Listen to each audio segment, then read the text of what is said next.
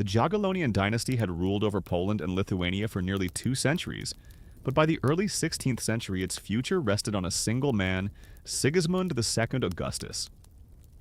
Born on August 1st, 1520 to King Sigismund III, the Old and Bona Sforza, the young prince entered a world defined by dynastic expectation and the mounting weight of Central Europe's geopolitics. His childhood was marked not by the carefree play expected of royalty, but by strict instruction in diplomacy, law, and theology. Bona Sforza, a Milanese noblewoman with political ambitions and an iron will, ensured her son received a Renaissance education, but also cultivated in him an early awareness of succession anxiety. From the moment he could read, Sigismund was made to understand one thing: he was the last hope for a dynasty. Unlike other noble families in Europe that had numerous male heirs, the Jagiellonians faced extinction. Sigismund had no brothers. His only surviving sibling was Anna, a devout Catholic, who by custom and political calculation could never inherit the throne. The weight of this isolation grew heavier as the prince matured. Every illness he survived, every assassination he narrowly avoided, and every court intrigue he weathered reinforced the precariousness of his line. In 1530, at just 10 years old, Sigismund was crowned vivente rege, or, while the king still lives, a rare and controversial act in Polish tradition. This was not merely symbolic. It was a desperate maneuver by his father to prevent a succession crisis and to cement the continuation of the dynasty. But the move backfired politically. The Polish nobility, already growing weary of royal centralization, resented this preemptive coronation, seeing it as an erosion of their influence. Young Sigismund thus began his royal career as a focal point of controversy rather than consensus. As he entered adulthood, Sigismund Augustus developed into an intelligent and reserved ruler. Fluent in Latin and Italian, he took an active interest in legal reform and economic stabilization. Yet behind the stately image, contemporaries noted an introspective and melancholy temperament. Reports from Venetian diplomats described him as dignified, but often brooding, obsessed with his own mortality. Chroniclers later speculated that Sigismund displayed signs of clinical depression, possibly inherited from the maternal Sforza line, known for its long history of nervous disorders. Though educated for command, Sigismund remained a reluctant monarch. His letters to advisors often displayed a hesitance to make definitive decisions, frequently deferring to precedent or consensus. He was a man who knew that every political failure, every diplomatic blunder, carried with it not just national consequences, but the very extinction of his family name. This acute anxiety grew more pronounced after his father's death in 1548. Upon ascending the throne, Sigismund was not greeted with the unified support of his nobility, but rather a chorus of grievances. The magnates of Poland demanded more autonomy, while Lithuanian nobles agitated for closer union or outright independence. The Reformation, too, had fractured the kingdom spiritually. Lutheranism, Calvinism, and radical Reformation sects were making inroads among the gentry, especially in Prussia and Lithuania. As a devout Catholic, albeit a tolerant one, Sigismund walked a treacherous tightrope between defending orthodoxy and maintaining internal peace. He was also plagued by dynastic expectations. The pressure to marry and quickly weighed heavily on his every move. The continuity of the Jagiellonian line had become a matter of state obsession. Polish nobles, foreign diplomats, and even the papacy involved themselves in his marriage prospects, treating the king's fertility like a national defense matter. The king's own private insecurities did not help. Rumors circulated that he suffered from genital abnormalities or sexual dysfunctions, common gossip at the time for any aging monarch without children, but made especially potent in Sigismund's case. One bizarre detail recorded in the memoirs of a court physician suggests that Sigismund once consulted an Italian alchemist about a fertility charm involving dried beaver testicles, ground into wine, a superstitious remnant of medieval folk medicine still lingering in Renaissance Poland. Whether true or not, the account testifies to the desperate psychological toll of his failure to produce an heir. His private life, once a sanctuary for reflection and respite, soon became a battleground. His mother, Queen Dowager Bona, wielded immense influence at court and openly clashed with his romantic choices. She opposed his marriage to Barbara Radziwiłł, a powerful Lithuanian noblewoman whom Sigismund loved passionately, but whose family threatened the balance of power in the realm. Bona's fierce opposition extended to alleged bribery of papal envoys and spreading rumors of Barbara's sexual impropriety. These palace intrigues sowed mistrust and deepened the rift between Sigismund's personal desires and his political obligations. By the late 1550s, Sigismund had succeeded in asserting some degree of control over the Sejm parliament and expanding the royal treasury, but these achievements did little to alleviate his underlying predicament. Without a male heir and without the promise of one, every accomplishment seemed temporary, provisional, like dressing a wound that would never close. Diplomats from the Habsburg court in Vienna and the Ottoman Porte in Istanbul began referring to Poland as a kingless kingdom in waiting. Foreign powers had begun preparing for a post-Jagiellonian world, even as Sigismund clung to hope. One chilling incident in 1560, found in the correspondence of a bishop close to the court, involved the sudden death of a child, rumored to be Sigismund's illegitimate son. The boy, reportedly 5 years old, died of what the court physician called fever and swelling, but whispers of poison abounded. The boy's body was quietly buried without rites, and his mother, a chambermaid, was dismissed and never heard from again. While no conclusive evidence survives, the incident left a psychological scar. Sigismund withdrew for weeks, refusing audiences and canceling Sejm sessions. The possibility that a viable heir had been taken from him by conspiracy misfortune or divine punishment added yet another layer to his mounting paranoia. By the start of the 1560s, Sigismund's rule rested on a knife's edge. He had failed to produce an heir, he was increasingly isolated, and he was beginning to see enemies in every shadow. The dynasty that had once ruled from Krakow to Kiev now stood on the brink of annihilation, embodied in the aging, sickly figure of a man burdened not just by politics, but by the slow, choking fear that his very body was a failing bulwark against the collapse of a nation. Sigismund Augustus knew that marriage was not a private affair. It was a dynastic act, a political weapon, and a religious statement. Yet his 3 unions would yield no heirs and more fatefully deepen the personal torment that shaped his reign. His first marriage in 1543 was arranged by his mother Bona Sforza. The bride Elizabeth of Austria came from the powerful Habsburg family, a calculated move to secure peace with the empire and counterbalance Ottoman influence. Sigismund, then just 23, acquiesced, but the union was cursed from the beginning. Elizabeth, already frail and rigidly Catholic, found little common ground with her new husband. Court rumors described the queen as emotionally unstable and frequently ill. Some noted that Sigismund was disgusted by her avoiding physical contact for months at a time. Others hinted that her body emitted a persistent sour odor from an undiagnosed skin condition, likely lupus or a similar autoimmune disorder, though this remains speculative. Elizabeth died only 2 years later in 1545. Official records list epileptic seizures as the cause, but some courtiers whispered darker theories that Bona Sforza had engineered her death through poison to free her son for a more politically advantageous match. No credible evidence supports this, but the whispers persisted for decades.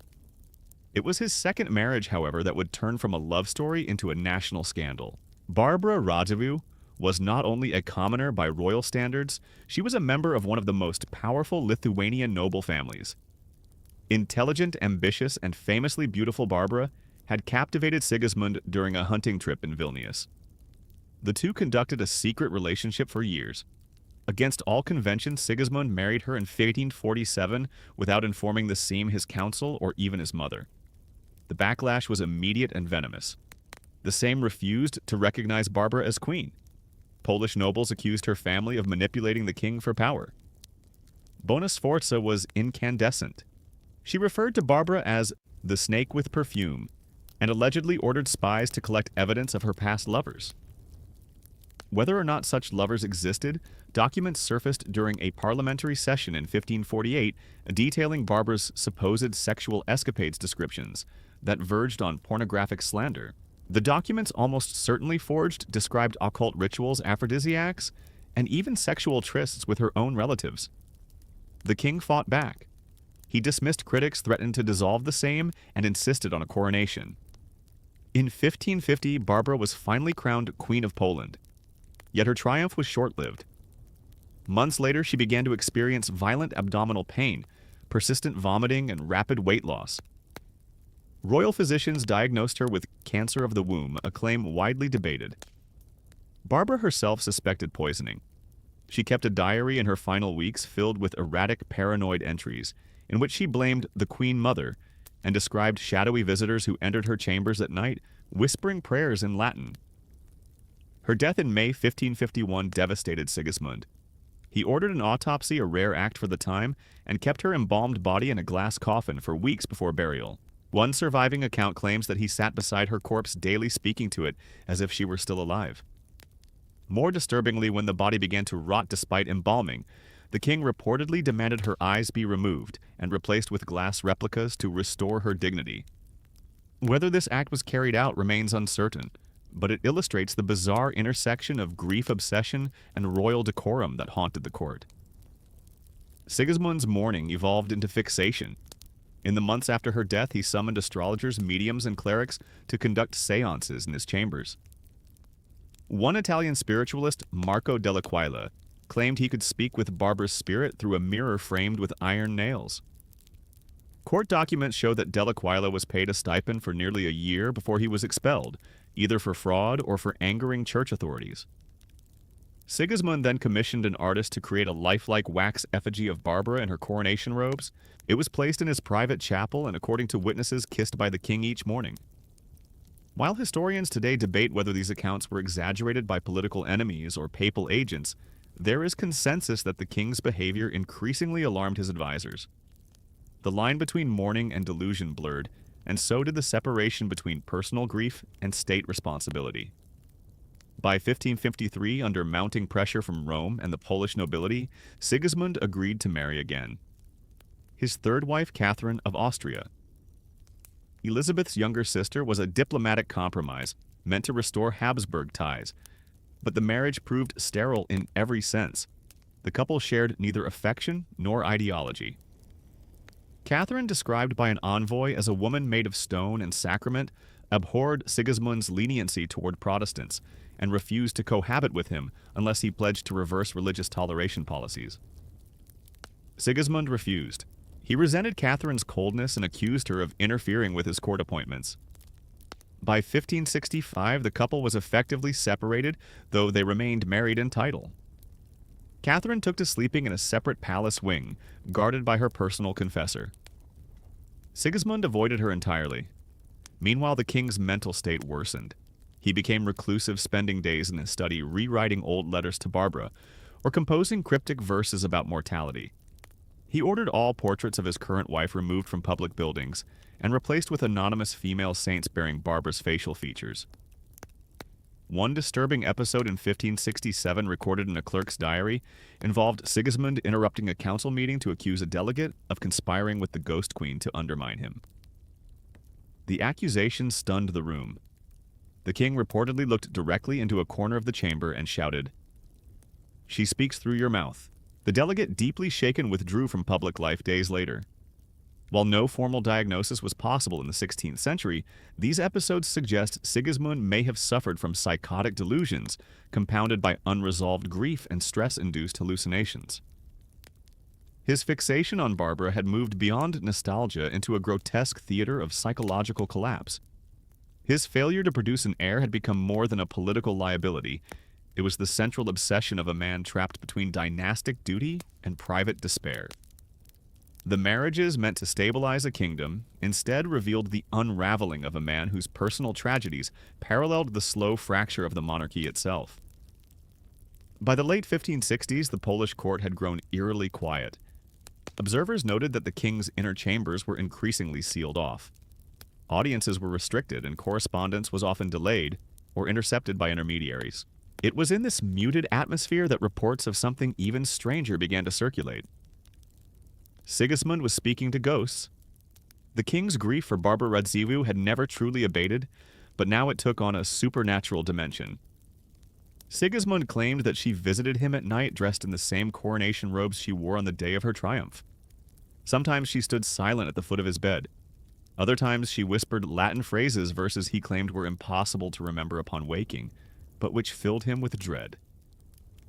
At first, such talk was dismissed as the product of mourning, but as months passed, it became clear that the visions were not isolated incidents. Court servants were ordered to leave lamps burning through the night. The king refused to sleep in complete darkness. On more than one occasion, guards reported hearing him cry out in the middle of the night, "Not now, not again," followed by long periods of muttering and rustling. A particularly unnerving account came from a young page who entered the king's chamber early one morning to find Sigismund kneeling on the floor, staring into a mirror framed with iron nails, perhaps the same one once used by the expelled Italian medium. He did not acknowledge the page, nor did he respond when spoken to. Sigismund's spiritual crisis coincided with an uptick in visits from esoteric practitioners. Records from the royal chancellery document payments to alchemists, astrologers, and so-called demonologists from France and Italy.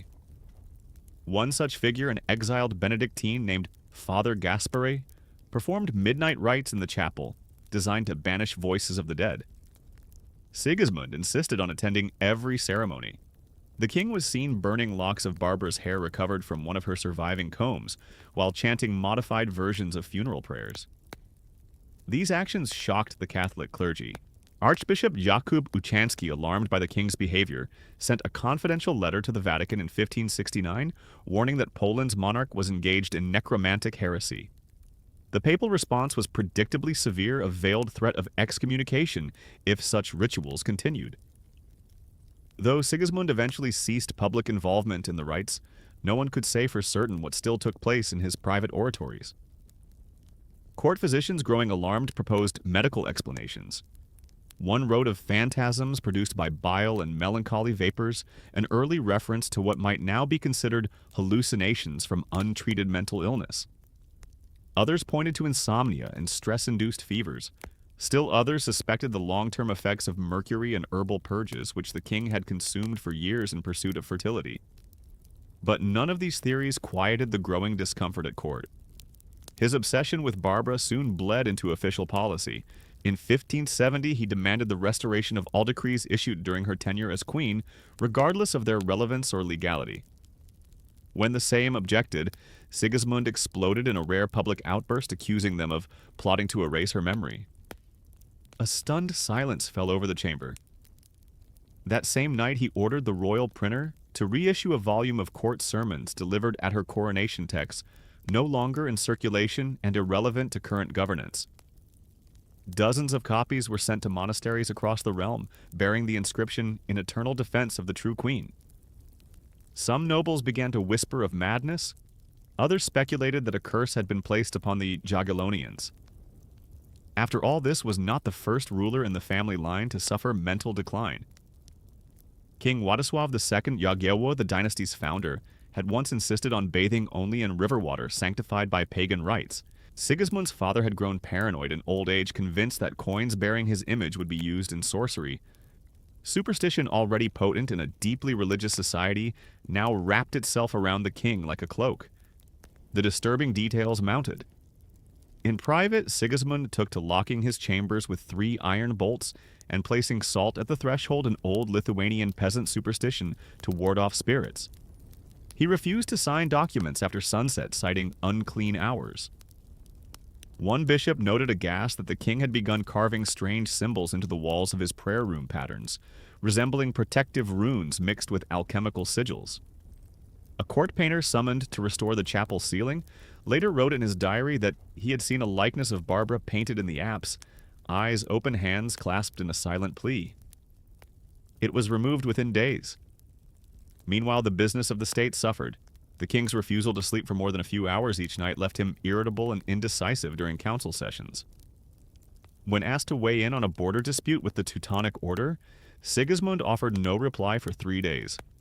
In another meeting, he suddenly demanded that all documents relating to the Lithuanian Union be read aloud in Latin Polish, and the tongue of the dead, a reference no one could interpret. The session was cancelled. The growing consensus among foreign diplomats was that Sigismund had become unstable. Letters from the French ambassador describe him as a man tormented by a dead woman and fearful of shadows. Venetian envoys urged their senate to prepare for an interregnum. Meanwhile, Habsburg representatives renewed offers of marriage between Polish princesses and Austrian archdukes, sensing the collapse of the Jagiellonian line was imminent. What made this period particularly alarming was not just the king's apparent detachment from reality, but how it interacted with the broader fragility of the Polish-Lithuanian state. Without an heir, without a clear succession plan, and with a monarch drifting into mystical delusion, the nation teetered on the edge of chaos.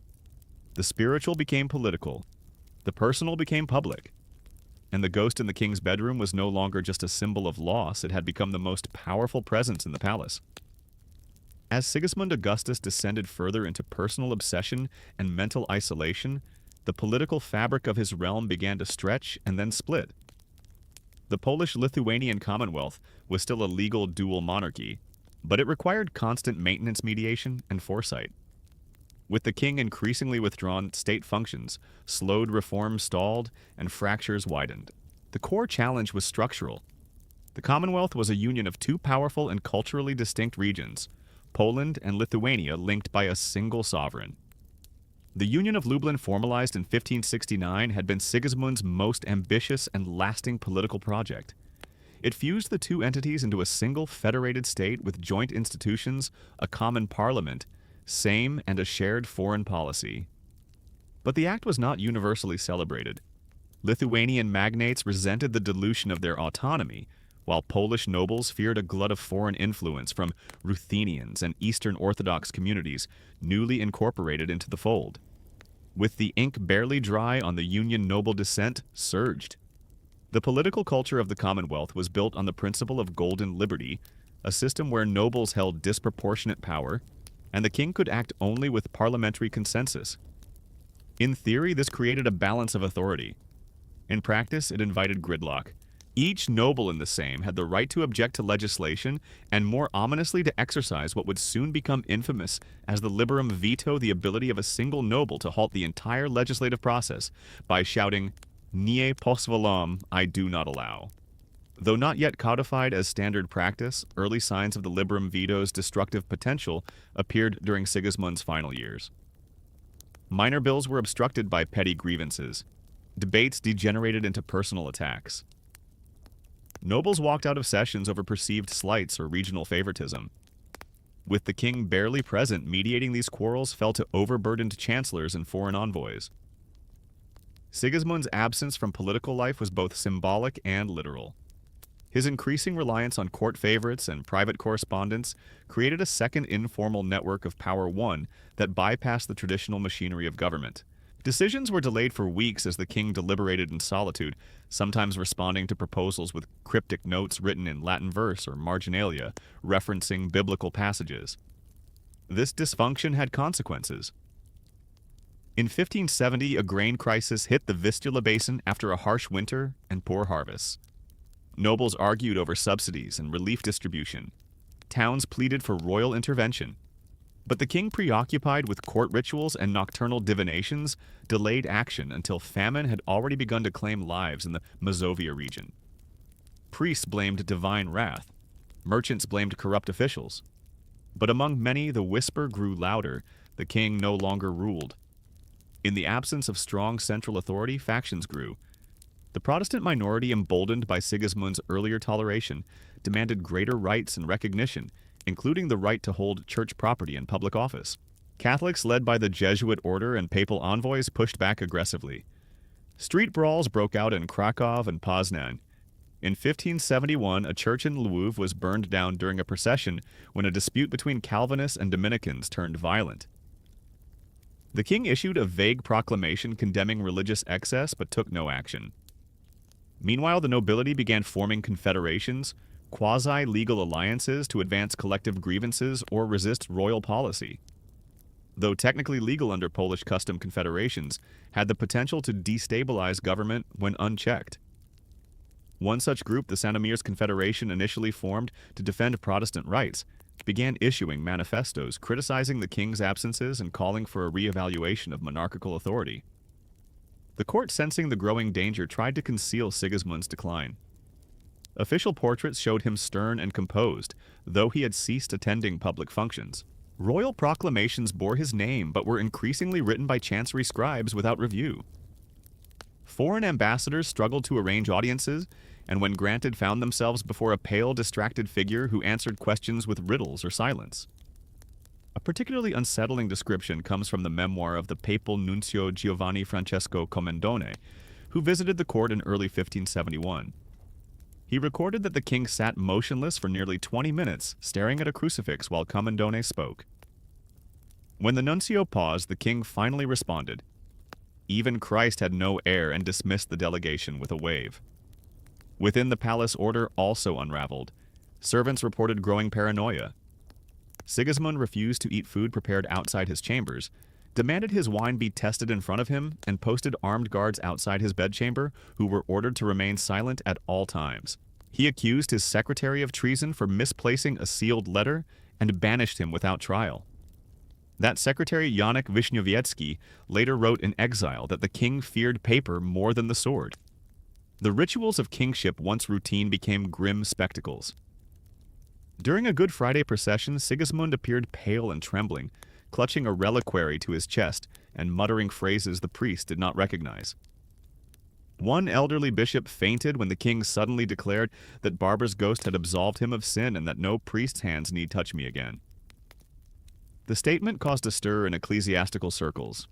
Some whispered that the king had embraced quiet heresy. Others believed he was succumbing to dementia. Even his most loyal ministers began preparing for the inevitable. Chancellor John Zamoyski started discreetly consulting foreign envoys about possible claimants to the throne. The elective monarchy system established decades earlier in theory, but never truly tested, would soon become a brutal reality. Hungary, Sweden, the Habsburgs, even the Ottoman-aligned Crimean Tatars, all had candidates, all had ambitions. Still, no one dared speak openly of the king's death. It remained a taboo thought. Yet the symptoms were visible: the hollow eyes, the shaking hands, the long silences that overtook him, even mid-sentence. And beneath it all, the haunting sense that Poland was not merely ruled by a dying man, but by a court frozen in anticipatory grief, paralyzed by the specter of what would follow. Sigismund Augustus had once dreamt of uniting kingdoms, reforming governance, and securing the Jagiellonian name in history. But in his final active years, all that remained was ritual fear and the slow, cracking sound of a state beginning to break under its own weight. In 1571, Sigismund Augustus turned 51. Though not an advanced age by royal standards, his body had begun to betray him with increasing violence. Years of stress grief, self-imposed isolation, and experimental medical treatments had compounded into chronic, debilitating illness. Those who saw him during his final months described a king not merely aged but consumed. The first sign was pain sharp, persistent, and centered in his lower abdomen. The king's physicians, a retinue that included Italian herbalists, German surgeons, and Polish Jesuits, diagnosed him with what they called a fistula Anni, an excruciating rupture in the tissue near the rectum, likely aggravated by untreated hemorrhoids and excessive mercury use. The diagnosis was made worse by the symptoms: constant bleeding episodes of sepsis, and the inability to sit or relieve himself without agony. In the 16th century, such afflictions were both shameful and nearly untreatable. The treatments were medieval in the worst sense of the term. Cauterization was the preferred method, iron rods heated until white-hot pressed against the affected area to seal infected tissue. The court surgeon Sebastian Montanus later wrote of applying divine fire to the wound, while the king gripped a crucifix and wept silently. Sedatives were crude poppy syrup mixed with wine or opium pressed into the skin with warm cloth. The king's screams, according to palace staff, echoed through the stone halls, muffled only by the thick velvet curtains his servants were instructed to draw at dusk. But the pain was only one part of the horror. The king's flesh began to change. He grew thinner, gaunter. His legs swelled with fluid and then shrank. Lesions appeared on his thighs and groin, signs that to modern physicians suggest possible tertiary syphilis. Whether contracted through early sexual encounters or latent and inherited the disease would have explained much: the neurological tremors, the hallucinations, even the irrational fixations of the preceding years. Desperation drove Sigismund to ancient remedies. He drank elixirs made from powdered pearls and crushed emeralds, dangerous concoctions that promised purification, but often accelerated poisoning. One such draught recommended by a Neapolitan mystic included mercury nitrate and dried cicada shells. After consuming it, the king suffered tremors so violent that he reportedly shattered a glass chalice in his hand during Mass. Though rarely spoken aloud, the stench of illness had become impossible to ignore. One ambassador from Sweden recorded in his dispatch that the king smelled of decay as though the grave had already claimed his bowels. Servants rotated constantly to avoid prolonged exposure to his chambers. Clothes were burned after use. Linens had to be changed daily. And yet the king insisted on receiving guests even as pus soaked the cushions beneath him. His paranoia deepened. He ordered food to be tasted by 3 servants before touching it. When one of them fainted after testing a bowl of soup, likely from unrelated exhaustion, the king had the dish hurled out the window and the cook arrested. That man, a middle-aged Silesian with no record of disloyalty, died days later in a damp cellar without trial. More disturbing was the king's sudden obsession with cleanliness and rot. He insisted that all windows be sealed with wax to keep out the foul air, a belief rooted in miasmatic theory then still dominant. He burned incense by the pound and ordered rose water to be splashed on the palace walls. One letter from a lady-in-waiting mentions that Sigismund ordered the construction of a new latrine inside his private chamber, an unprecedented breach of court decorum. When it was finally built, he refused to use it, declaring it unblessed. Those closest to him, chancellors, confessors, even his estranged wife Catherine, were either pushed away or left voluntarily. Catherine returned to her estates under the pretense of pilgrimage. Most ministers sent proxies in their place. The king, once surrounded by scholars and nobles, now held court with physicians, charlatans, and shadows. And then came the burning. In early spring of 1572, Sigismund ordered his servants to gather all personal letters, journals, and documents kept in his private vaults. Among these were love letters from Barbara Radziwiłł, his own annotations on law reform, and correspondence with foreign courts. They were brought to the central courtyard in Nepomuc's castle, placed in iron basins and set alight. He watched for hours as they burned. Eyewitnesses recorded that he whispered the name Barbara over and over like a charm. When one of his aides asked whether certain legal records should be spared, the king reportedly replied, "Let the earth forget my voice." After that night, something in Sigismund broke. He refused to leave his bed. He ceased speaking except to mutter fragments of scripture. When brought food, he merely nodded and turned away. Once a week, he would rise to sit beside a gilded casket containing Barbara's jewelry, which he had refused to bury with her. Then he would return to silence. The fistula worsened. Abscesses ruptured and gangrene set in. The odor became unbearable, forcing attendants to cover their faces with vinegar-soaked cloth. The king's skin yellowed, his breath shortened, and his eyes sank so deeply into his face that a Venetian envoy remarked he resembled a corpse preserved in prayer. By mid-June, his body had become unrecognizable. The royal physicians debated amputations utterly impractical, given the location of the infection. Bloodletting was performed daily, though it brought no relief. At one point, the king was said to have begged a surgeon to cut out the rot and end it. The surgeon refused. On June 26, 1572, Sigismund briefly rallied. He demanded his signet ring and summoned a priest. To the shock of the household, he dictated a few final instructions, the protection of libraries, the care of royal dogs, and a cryptic note that read, "No crown sits long on haunted heads." Afterward, he asked to be left alone. He died the next morning at dawn. No final rites, no gathered family, no regal procession. Just a still, shrunken man in a blood-soaked bed, his skin the color of wax, his face turned toward a window sealed with wax paper and salt. The last of the Jagiellons was gone. The death of Sigismund Augustus on July 7, 1572, did not ignite the fanfare typical of royal funerals. Instead, it triggered a silent panic. He had died without a male heir, without a designated successor, and without having resolved the mounting tensions that had been swelling beneath his kingdom's surface. His passing marked not only the end of a man's life, but the formal extinction of the Jagiellonian dynasty, a family line that had ruled Poland and Lithuania since the late 14th century. The court reacted with urgency but confusion. News of the king's death was kept secret for over 24 hours, while ministers debated how to proceed. Royal messengers were sent to Krakow and Vilnius under strict orders to notify only designated clerics and nobles. Meanwhile, the royal corpse presented a logistical nightmare. After months of illness, his body had decayed so extensively that embalming became a question not of tradition, but of containment. The first physicians who entered the king's bedchamber after his death recoiled at the sight and smell. His lower torso had become discolored and bloated, the skin blistered and weeping with fluid. Surgeons debated whether an autopsy should be conducted, but fears of contamination prevailed. Instead, the body was washed with rosewater and wine stuffed with herbs and hastily wrapped in layers of linen soaked in myrrh and resin. When the king's body was placed in its casket, a deeply disturbing discovery was made. An ulcer in his lower back had ruptured, leaving a stain so severe that it had soaked through 3 layers of ceremonial silk. According to an attending servant, the odor was so overwhelming that one priest fainted during the funeral vigil. The royal chamberlain ordered the casket sealed immediately, but it was too late. Word of the grotesque condition of the king's remains had already begun to circulate among courtiers and clergy. Then came the funeral, or rather what passed for one. The official ceremony was postponed several times. The summer heat made prolonged storage of the body untenable, yet the clergy insisted on an elaborate liturgy befitting the death of a monarch. When the casket was finally displayed in Krakow Cathedral, it was flanked by armed guards, not for protection, but to prevent anyone from opening it again. Even in death, Sigismund's body had become a source of discomfort, suspicion, and decay.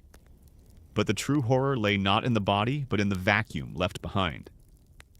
Sigismund had not named an heir. He had no sons, no surviving brothers, and no royal nephews of legitimate standing. The Jagiellonian line, once stretching across Central Europe, had simply ceased.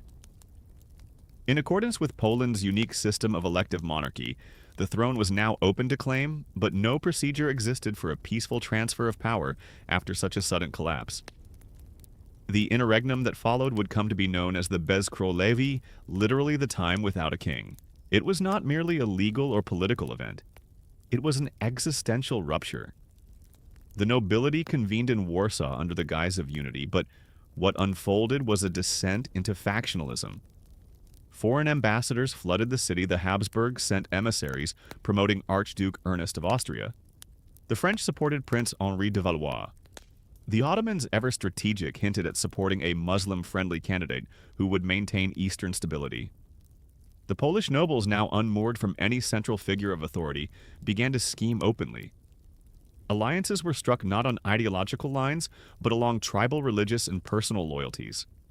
The Commonwealth, always delicately balanced, now teetered on the edge of civil collapse.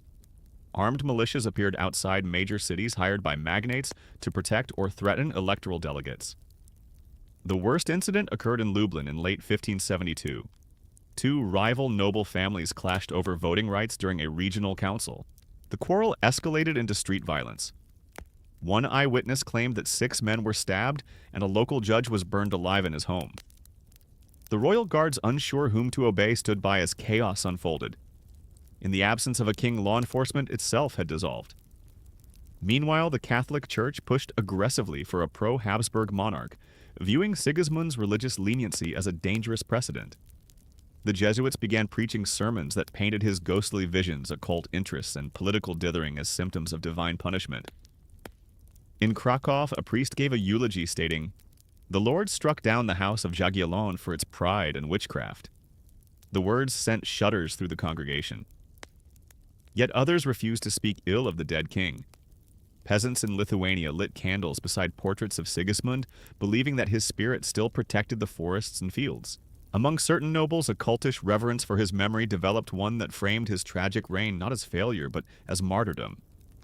His ghost, it was said, wandered the halls of Wawel Castle at dusk, still searching for Barbara, still bleeding from the wounds of state.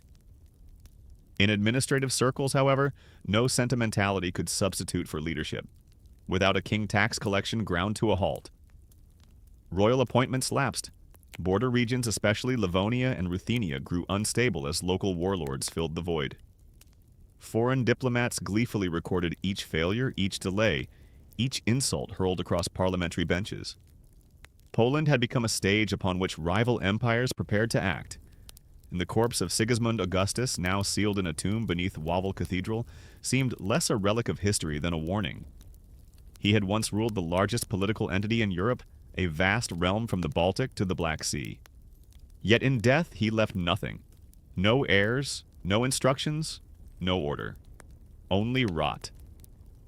The long summer of 1572 turned to autumn, and the Polish-Lithuanian Commonwealth remained suspended in an uncanny state of anticipation. Sigismund Augustus was gone, and with him the Jagiellonian dynasty that had defined the region for nearly 2 centuries. But though the monarch was buried, the trauma of his passing was just beginning to manifest through political chaos, personal vengeance, and a national identity crisis that would leave scars for generations. The process of electing a new monarch under the Commonwealth's elective monarchy system was theoretically elegant. All nobles, hundreds of thousands in theory, thousands in practice, had the right to vote. In reality, the mechanism had never been tested on such a scale, and certainly not in the context of dynastic extinction. No one truly understood what would happen when a crown was no longer inherited, but contested. At the center of this uncertainty was a gruesome political truth. The last image many nobles had of their king was not one of majesty or power, but of frailty wrought and whispered madness. Sigismund's final years had left deep psychological imprints, not just upon the court, but across the entire ruling class. His illness, paranoia, and fixation on ghosts were no longer private tragedies. They had become cautionary tales of what happened when divine right failed to deliver divine order. During the early weeks of the interregnum, rumors about Sigismund's final hours began to circulate in ever more grotesque forms. One pamphlet, printed anonymously in Gdansk and widely distributed despite royal bans, depicted the dead king as a man consumed from within by demons punished for marrying a sorceress. The illustration featured a skeletal Sigismund lying in bed as horned spirits tore at his flesh, while Barbara Radziwiłł stood at his side, smiling. Another tale, allegedly from a dismissed servant, claimed that after death the king's mouth had to be sewn shut, because it would not stay closed, as though trying still to speak warnings from the other side. Whether these details were true mattered little. They reflected a broader mood revulsion fear, and the uncanny suspicion that Sigismund's reign had not merely ended, but that it had left something cursed behind. Even his tomb became a site of contention. Clergy debated whether he should be buried alongside Barbara, whose corpse had been relocated years earlier to Vilnius. Ultimately, she remained in Lithuania while Sigismund was interred in a marble sarcophagus beneath Wawel Cathedral. Yet a strange compromise was struck. One of Barbara's rings, discovered among the king's personal effects, was placed inside his coffin. This quiet act, neither authorized by the Sejm nor blessed by the church, was carried out by a royal chaplain and a loyal valet. The ring, made of black enamel and silver, had once borne her initials. Outside the cathedral walls, the search for a new king devolved into an international auction. The French offered Henri de Valois, a brother of the future Henry III of France, promising Catholic solidarity and trade concessions. The Habsburgs pushed for Archduke Ernest, waving the banner of stability and imperial might. Even Ivan the Terrible of Muscovy sent envoys suggesting a possible claim, more likely as a means of disruption than a serious bid. But the most unsettling proposal came from the Ottomans. Through their vassals in the Crimean Khanate, they floated the name of a Tatar prince, an entirely unthinkable candidate by Christian standards. The gesture was likely meant to destabilize the process, but it revealed how exposed Poland had become. What had once been a kingdom feared for its strength was now seen as a ripe, fractured prize. The Polish nobility, divided into camps, took up arms. Though civil war was avoided, the tensions escalated to military brinkmanship. Magnates arrived at the election fields outside Warsaw with private armies. Gunpowder and halberds stood side by side with ballots. During one heated confrontation, 2 nobles dueled in full armor over conflicting candidate endorsements. One was killed and the other fled the country. Meanwhile, the cities and countryside experienced their own reverberations. Without a king to endorse charters or grant privileges, urban councils stalled. In rural areas, peasant revolts flared, fueled by famine, confusion, and opportunism. One uprising in Podlasie saw armed villagers storm a manor and proclaim the ghost of Sigismund had commanded them to seize their freedom. The rebellion was short-lived, but its symbolism lingered. Religious tensions flared as well. Jesuits accused Protestant nobles of sabotaging the electoral process. Protestant pamphleteers in turn denounced the late king as a victim of Catholic intrigue. A Lutheran sermon in Torun compared Sigismund's slow, tortured death to the agony of a soul shackled by Rome. The church, already on edge from the king's associations with spiritualists, responded by issuing pastoral letters, affirming that salvation required obedience to papal authority, and a king who understood that. Yet in all this turbulence, there remained no clear memory of who Sigismund had truly been. To some, he was a tragic intellectual, too reflective, too modern, too gentle for the throne. To others, he was a heretic and a fool ruled by visions and womanly weakness. Still others saw in him a symbol, a decaying monarch for a decaying order. One detail, obscure but telling, comes from a letter written by an old court musician. He had been present during Sigismund's youth, played at his wedding to Barbara, and remained in service until 1570. His letter, addressed to a colleague in Vienna, noted that in the final months the king had often asked for one song, Lament of the Forests, a melancholic ballad of a lost hunter, seeking his way home. The king, it said, would close his eyes and mouth the words, but never speak them aloud. By early 1573, after months of political paralysis, Poland elected its new king, Henri de Valois. But his rule would prove short-lived, fleeing back to France within a year to claim a different throne. The Commonwealth had traded dynastic certainty for political experimentation, and the experiment would continue with violent, unstable results for the next 2 centuries. Sigismund's death was not merely the end of a reign, it was the death of hereditary monarchy in Poland. The throne would no longer pass through blood but through bargaining, and often at the point of a sword. The dead king had left no children, but he had left a legacy of fragility, of haunting, and of a realm forever changed by the quiet horror of his final days. Wawel Cathedral stood silent. Beneath its soaring Gothic arches, the marble tomb of Sigismund Augustus lay sealed, adorned with Latin inscriptions invoking divine mercy, justice, and eternal peace. Yet peace had never been the domain of the last Jagiellon. What remained of his reign and his corpse were not legacies of order, but echoes of failure wrought and the unspeakable silence of dynastic death. In the months that followed, Henri de Valois' brief rule and flight from the Commonwealth, Poland reeled from the structural crisis that Sigismund's death had exposed.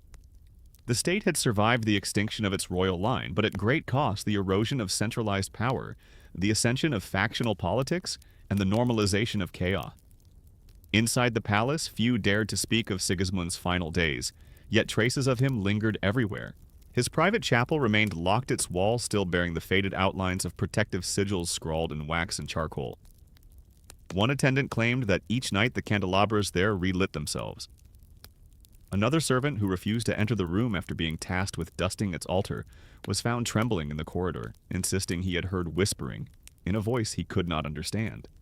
Such tales were easy to dismiss, but they multiplied. Guards stationed in the castle's eastern wing frequently rotated out with requests for reassignment. A clerk transcribing treasury accounts swore he saw a shadow move across the throne room, though he was working alone. Even the new king elected after Henri's departure was said to have avoided Sigismund's former bedchamber, preferring to sleep in a hastily refurbished guest suite. There was no purging ceremony, no exorcism. The priest feared associating the sacred space of Wawel with anything demonic. Instead, they opted for benign neglect, allowing the former monarch's quarters to decay slowly, just as the king himself had done. Over time, the plaster peeled, the curtains faded, and the golden embroidery on his throne lost its luster. The most disturbing report, however, came from a young archivist assigned to catalog Sigismund's surviving documents, those few that had escaped the fires ordered by the king in his final months. Among them, the archivist found a leather-bound notebook, written in Latin and Polish, unsigned, and partially illegible. It contained rambling reflections, some theological, others deeply personal. One entry stood out: "To govern a nation is to drown in a sea of mirrors. Each face is yours, yet none reflect the truth. I sought to build a wall of names to keep out the ghosts, but the names died, and the ghosts remained. She still speaks to me. She will not stop." Historians debate whether the notebook was truly Sigismund's. Its handwriting was erratic, the ink often blurred or smeared as if written under distress. Regardless of authorship, it fed the growing belief that the last king of the Jagiellonians had not gone quietly into death, but had been slowly consumed mind and body by an awareness of his own irrelevance.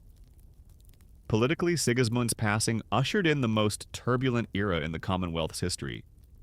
The elective monarchy would eventually calcify into a grotesque parody of republicanism. The liberum veto became a standard tool of obstruction, paralyzing the same. Foreign influence grew more invasive. Poland became a chessboard for Europe's great powers, a realm of golden liberty, ruled by no one and manipulated by all. Even reforms enacted during Sigismund's early reign, the Union of Lublin judicial codification's educational support, came under strain as the political center hollowed out. His accomplishments faded into the background of his decline, and his decline itself became legend. Popular songs spoke of the king who spoke to the dead. Children in Krakow dared each other to touch the stone steps where Sigismund had reportedly cried out Barbara's name for the last time. One woodcut from the 1580s, printed anonymously, depicted Sigismund sitting atop a throne of skulls, his crown slipping as a skeletal woman, labeled Queen Barbara, whispered into his ear. These images, crude and exaggerated, captured what court documents had not the haunting sense that Sigismund's demise was not a singular death, but the symbolic collapse of something larger. The crown once divine had become contingent. The state once feared had become fractured. The king once anointed had become human, terribly pathetically human. There is a final chilling footnote. In the early 17th century, when renovations were made to the Wawel Cathedral crypts, a maintenance worker reportedly opened a secondary chamber beneath Sigismund's tomb. Inside, he discovered a small wooden box tucked behind the sarcophagus. Its contents included a lock of dark hair, a fragment of wax shaped into a seal, and a note bearing only 6 words: "Lay her with me, she waits." No official record of this box exists. The note was never archived. The object, if it existed, disappeared. But even today, scholars who visit Sigismund's tomb remark on the eerie stillness of the space, the faint scent of incense lingering centuries after his final breath. The Jagiellonian dynasty had ruled Poland and Lithuania at their zenith. Their final scion, Sigismund II. Augustus died without an heir, without legacy, and without peace. His body rotted, his mind frayed, his realm splintered, and his ghost never truly left. The death of Sigismund II.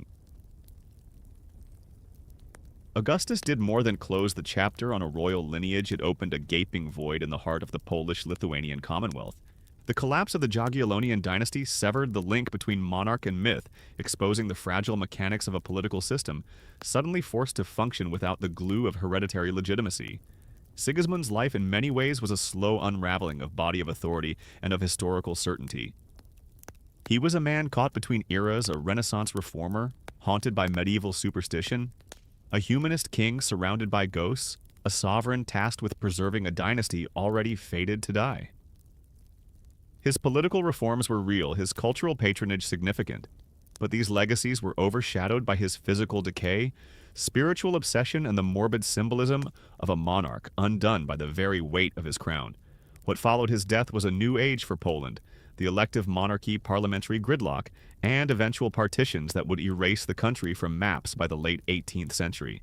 Historians debate how much of this trajectory can be traced to Sigismund's reign, but few dispute that his end marked a psychological turning point.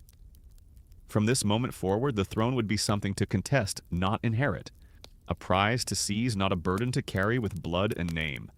And in the quiet chambers of Wawel, behind locked doors and forgotten relics, the presence of the last Jagiellon lingers not as glory remembered, but as a warning unheeded.